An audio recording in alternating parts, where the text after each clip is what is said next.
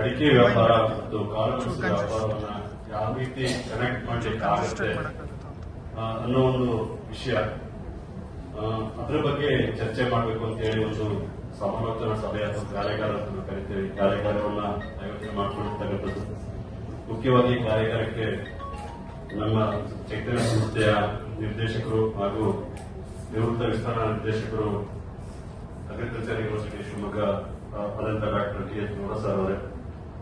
ನಮಗೆಲ್ಲ ಗೊತ್ತಿದೆ, ನಮಗೆ ನಬಾರ್ಡ್ನಿಂದ ನಮ್ಮ ಮಾರ್ಗದರ್ಶಕರಾಗಿ ನಮ್ಮ ಜೊತೆ ಇರ್ತಕ್ಕಂಥ ನಬಾರ್ಡ್ನ ಬಿಡಿಎಂ ಆದಂತಹ ಶ್ರೀಯುತ ಶರತ್ ಪಿ. ಗೌಡ ಅವರೇ.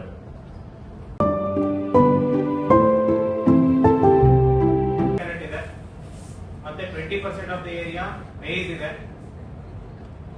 ಅರೌಂಡ್ 8,000 ಹೆಕ್ಟರ್ಸ್ ಪೆಪ್ಪರ್ ಇದೆ. ಸೊ ಇದ್ರಲ್ಲಿ ನಮ್ಗೆ ಗೊತ್ತಾಗುತ್ತೆ ಎಷ್ಟು ಇಂಪಾರ್ಟೆನ್ಸ್ ಇದೆ ಪರ್ಟಿಕ್ಯುಲರ್ಲಿ ಅರೆಕರೆಂಟು, ಮೇಜು ಮತ್ತೆ ಪೆಪ್ಪರ್ಗೆಲ್ಲ ಅಂತ.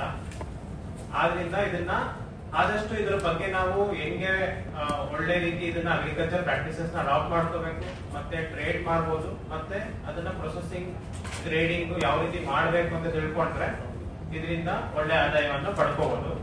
ನಬಾರ್ಡ್ ಮತ್ತೆ ಸಿಆರ್ಡಿಎಸ್ ಬಗ್ಗೆ ಮಾತಾಡಬೇಕು ಅಂದ್ರೆ ಲಾಸ್ಟ್ ಇವಾಗ ಎಫ್ಪಿಒ ಅಂತ ಏನ್ ಕಾನ್ಸೆಪ್ಟ್ ಇದೆ, ಲಾಸ್ಟ್ 10 years ಇಂದ ನಬಾರ್ಡ್ ಥ್ರೂ ಸಿಆರ್ಡಿಎಸ್ ಶಿವಮೊಗ್ಗದಲ್ಲಿ ಎಫ್ಪಿಒಸ್ ಪ್ರಮೋಟ್ ಮಾಡ್ತಾ ಇದ್ದೀವಿ.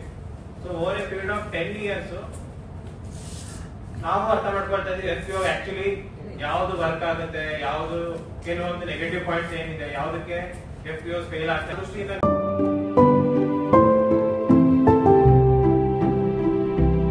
ಕಂಪನಿಗಳ ಒಕ್ಕೂಟ ಸ್ಥಾಪಿತವಾಗಿ ಸುಮಾರು 1 ವರ್ಷ ಆಗ್ತಾ ಬಂದಿದೆ. ಶುರುವಾದಾಗ್ಲಿಂದನೂ ಸಹೋದಯ ರೈತ ಉತ್ಪಾದಕ ಒಕ್ಕೂಟವು ಒಂದಲ್ಲ ಒಂದು ರೀತಿಯಲ್ಲಿ ತನ್ನ ಸದಸ್ಯ ಅಥವಾ ಪಡೆದಿರ್ತಕ್ಕಂಥ ಅಥವಾ ಎಲ್ಲ ಶಿವಮೊಗ್ಗದ ರೈತ ಉತ್ಪಾದಕ ಸಂಸ್ಥೆಗಳ ಜೊತೆ ಸತತವಾಗಿ ಯಾವುದಾದ್ರೂ ಒಂದು ಕಾರ್ಯಕ್ರಮ, ಸಂವಾದದ ಮೂಲಕ ಸತತವಾಗಿ ಇಂಟ್ರಾಕ್ಷನ್ ಮಾಡ್ತಾನೆ ಇದೆ. ಅದೇ ತರ ಇವತ್ತಿನ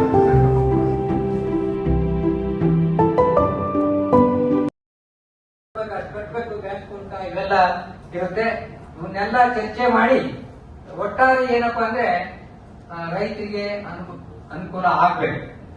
ಈಗ ನಾನು ತಾಂತ್ರಿಕ ಮಾಹಿತಿಯನ್ನ ಇಲ್ಲಿ ಹೆಚ್ಚಿಗೆ ಮಾತಾಡ್ಲಿಕ್ಕೆ ಇಷ್ಟಪಡ್ತಾ ಇಲ್ಲ. ಯಾಕೆಂದ್ರೆ ಈಗ ಬರೀ ಅಡಿಕೆ